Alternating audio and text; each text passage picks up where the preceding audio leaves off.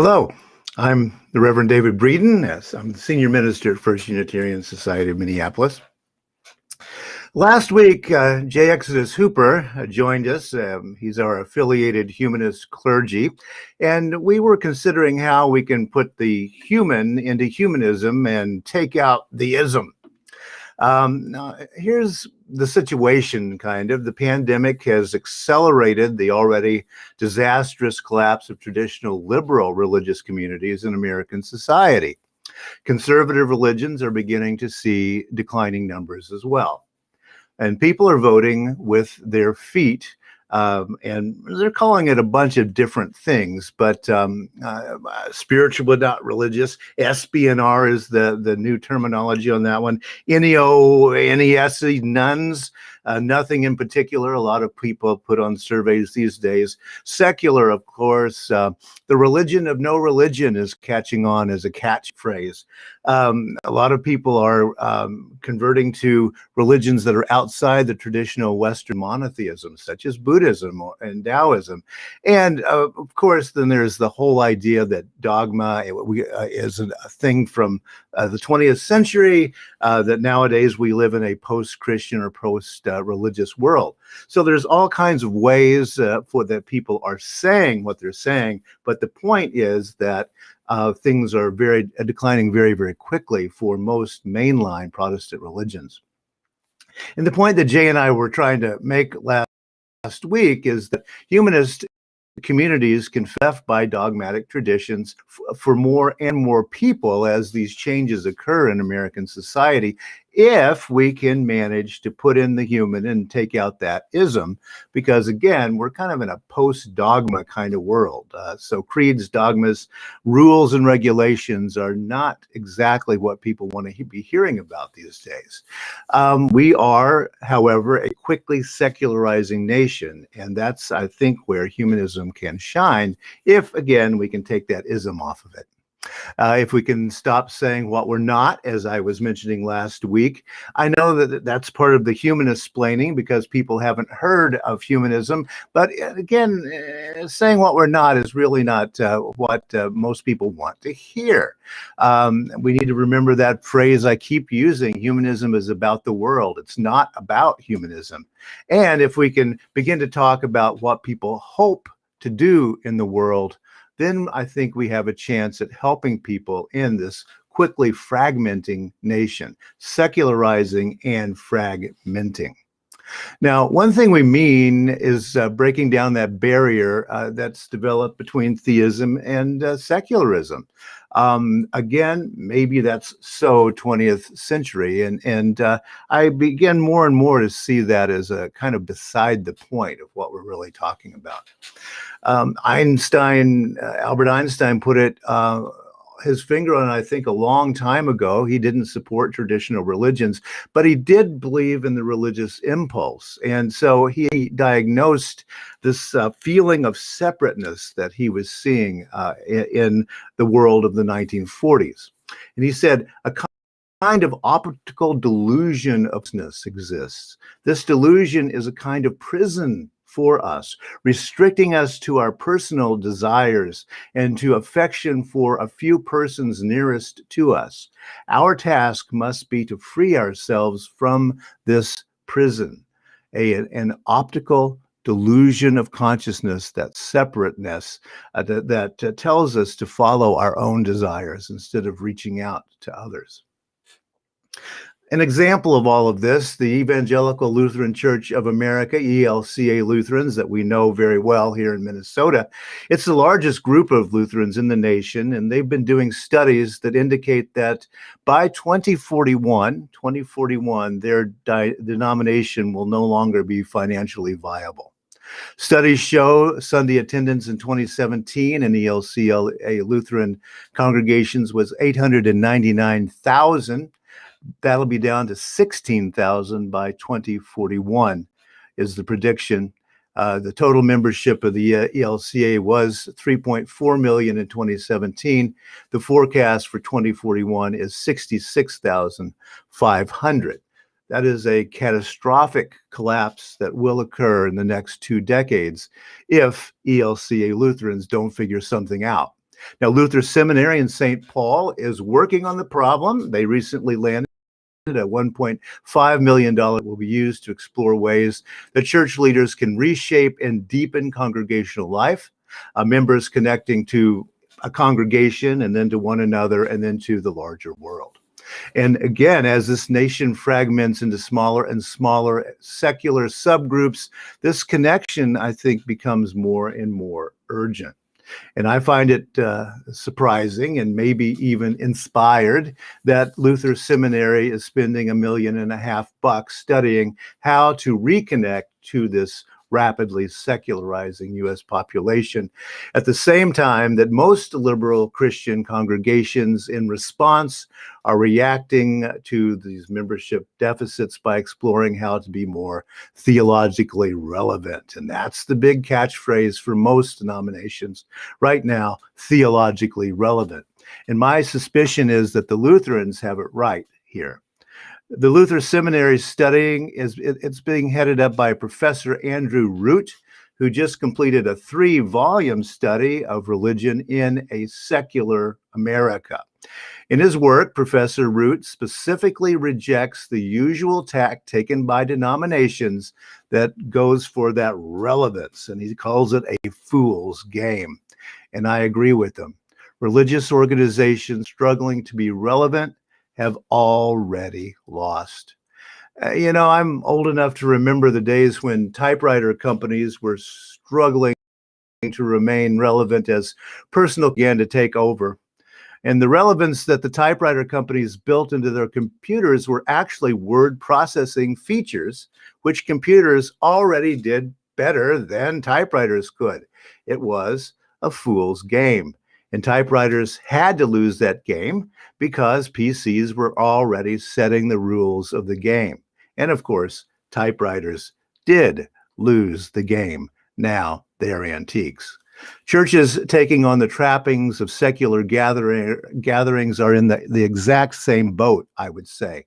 Secular institutions already do things like volleyball leagues and book groups and lectures better than churches can. I think that Root has put his finger on this vast contradiction that's going to get a lot of congregations into trouble. Consider the difference between something being relevant and something being resonant. That's really what I want to focus on today, the difference between relevant and resonant. Relevance is about the content, I would argue. Resonance is about a reaction and experience. And we can find the words of St. Paul or the words of Jesus relevant, meaning that their words still have meaning to us today. But again, relevance is about content. But for religious traditions, as Professor Root clearly sees in his arguments, there's a certain amount of begging and pleading going on. Please, oh please, see what we've been preaching for 2,000 years as relevant. Well, that's exactly what the typewriter companies were saying when PCs took over the desktop. Instead, the Luther Seminary Project is pursuing that idea of resonance. And they're basing that idea and that work on the theories of a German sociologist, Hartmut Rosa. And now Dr. Rosa, R-O-S-A, claims that we're experiencing what he terms a shrinking of the present. He sees that as a worldwide phenomenon. He was writing before the pandemic, and it's only getting worse. And what he sees as the accelerations are, it's no surprise to us, technological acceleration, more and more technology, social acceleration, America and the world is changing more and more, faster and faster, and the acceleration in the rhythm of everyday life. What Rosa describes as this acceleration is that queasy feeling that a whole lot of us have been experiencing in recent years, and especially it's become even more toxic during this year of pandemic. Life has accelerated to the point that it's often difficult to even grasp the fact that we're living in what's really an eternal present of possibility. It often feels as if the only moments that we can grasp are the ones that are already behind us. Oh, I get it now. Well, it's too late. The past as we all know, can't be changed. And so it becomes a very helpless feeling in this acceleration. No, I can't keep up with technology. I can't keep up with what's happening in American society. And I can't even keep up with my basic chores that need to be done every day. The present just seems like it flows away like water. In the face of this, what congregations can offer, says Dr. Root, and I agree, is an experience of resonance. Resonance. Now, the Greeks way back distinguished between two sorts of time: chronos with a C and kairos with a K. Chronos is chronological time. That's where we get the word. It's clock time, and that's the thing that we feel is accelerating out of control. Now, unlike chronos, chromatic time, kairos is a moment of decision. It's that moment when you say, this is what I'm going to do. It's the critical, opportune moment where action is possible and we make a decision. And now, from the very beginning, Christian congregations have been making that distinction between kairos and kairos. It enters Christian thinking all the way back. St. Paul was talking about it, and it appears they were talking about it even before he started writing, because there's some old hymns that exist even before the time of Paul. So this has been a very old construction, but the problem is that kairos can't be boring. It can't be offensive. And so how do we get at kairos? That failure to create kairos, I would say, is the disease that is driving people out of congregations today. You know, I mean, we have that that saying, I resonate with that, right? I resonate with that. It's a harmonic resonance of some sort. And that word resonance does derive from Latin. It's in Latin, it's the word for echo. And an echo is something that, you know, you resonate back, you have to wait a little bit, right? Something happens, the echo comes back a little bit later. It's a duration of time. You have to wait for that bounce to come back. So resonance has a time duration quality to it. Now, again, resonance, that feeling, is not about content so much as it's about reaction, emotion. It's about how we experience something. And there's no pleading going on. No one pushes anyone to hear resonance. You get it or you don't. We can put it out there, but you get it or you don't. It happens or it doesn't happen. All that a congregation can do is really make space and time for that resonance, that kairos, that moment out of time. And that experience, that resonance, is about experiencing the now that Buddhists talk so much about. That's why people are becoming Buddhist, I think. That realization that the now is where action is actually possible. And we can get into it, but it does take some focus, and then we feel that resonance. I suspect it's very important to people in the US today, and I suspect that people are going to look for it somewhere else besides congregations. And that's where I think humanist groups can step in, experiencing that moment in the now and that resonance. Now, Alison Wyeth mentioned this morning, the 10 commitments come from the American Humanist Association. You may have seen the poster online. We have it up around the building, but we haven't been in there for a year. The poster contains a list of things that most humanists take seriously. 10 commitments. Yeah, sort of like the 10 Commandments, but not. These include critical thinking, ethical development, peace and social justice, service and participation, empathy, humility, environmentalism, global awareness, responsibility, and altruism. Yeah, that's a lot of abstract words, but actually this 10 commit easy to read chart Look it up online. And it's the sort of thing that we humanists have not done well over time. We haven't simplified our message very well. And I think the 10 Commitments really do that pretty well, because you can look at it, you can see it, it all fits together in a nice circle. It makes our ideas simple and also accessible. So our Religious Explorers program is beginning a curriculum today that looks at those commitments, as Allison mentioned, as a way for our younger folks to look at humanism and try to grasp what it is we're talking about with this word. But, you know, I have a suspicion the best way to sum up humanism is just to say, how can I help?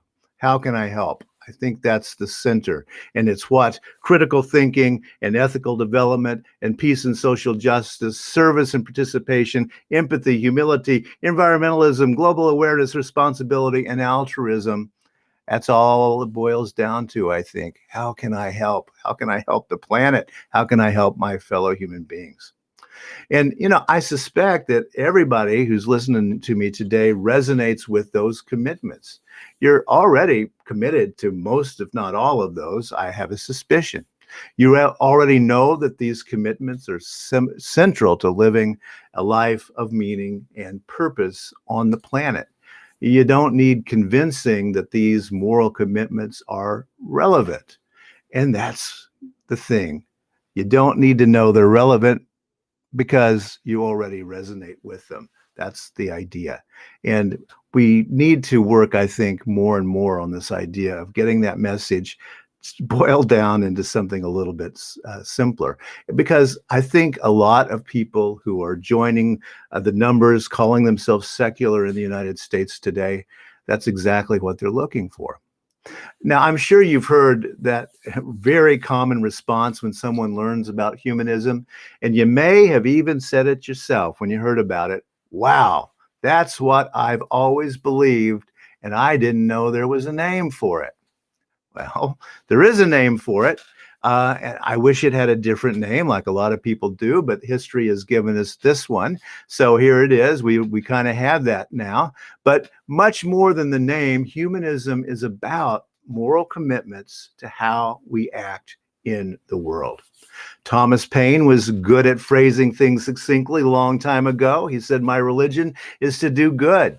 That's a pretty simple phrase, and it's one that you can latch on to. Thanks, Thomas Paine. My religion is to do good. How can I help? And that's about getting into the moment, getting proximate, looking around, and acting responsibly. It's about resonating with those things that are around us. Living as a human without the ism means asking and answering a simple but profound question: how can I help? American children are going hungry today. How can I help? Racism and sexism permeate U.S. government and society. How can I help fix that? The city that we live in here in Minneapolis is split apart by racism and poverty. How can I help fix that? People who are different are denigrated and mistreated. How can I help fix that? How can I join with the traditionally marginalized and listen rather than pontificate and spout abstractions? How can I help save the planet, the living things, and the people? How can I live a life of meaning and purpose, a life of wisdom and kindness? How can I help? Sigmund Freud called what we humans often do to each other, to categorize each other, the narcissism of small differences. The narcissism of small differences. It's what we do often because we're looking for identity. We say, oh, well, I'm this and I'm not that, and you're that and I'm not that. And, you know, that's the narcissism of small differences. And really, we need to work to make that go away. And back to Albert Einstein again. I think he put his finger on that issue in that quote I mentioned earlier. That's the entirety of the religious project, I think, for any denomination, any religion. How can we get past the selfish delusions that society foists upon us and get into that place of connection outside of ourselves where we can ask, how can I help? How can I have meaning and purpose in this world? Another American author, George Saunders, phrases it this way, and I love this the way he says it. Kindness is the only non-delusional response to the human condition. George Saunders is a novelist. Kindness is the only non-delusional response to the human condition. And notice there that Einstein and Saunders are both using that word delusion. We become humanists because we don't want to live in delusion. We search for answers that are real, actual, true answers. And I, for one, want to join J. Exodus Hooper in what he calls the theology of realness. That's how we get beyond that narcissism of small differences. The theology of realness. That's a realness in which mind, heart, and body all come together all the time. We bring our whole selves into those conversations. Jay calls us to serve realness, as he says it, and to embrace unconditional diversity. Unconditional diversity. And I think that pretty well sums up all 10 of those humanist commitments too. That's why I work for a future on the other side of all of the isms that we live with in our split world and our fragmented nation. On the other side of those isms, there is something else out there if we are bold enough to embrace that. The vision of the Unitarian ministers who created congregational humanism was to create church homes for people who could not, in good conscience, have other church homes.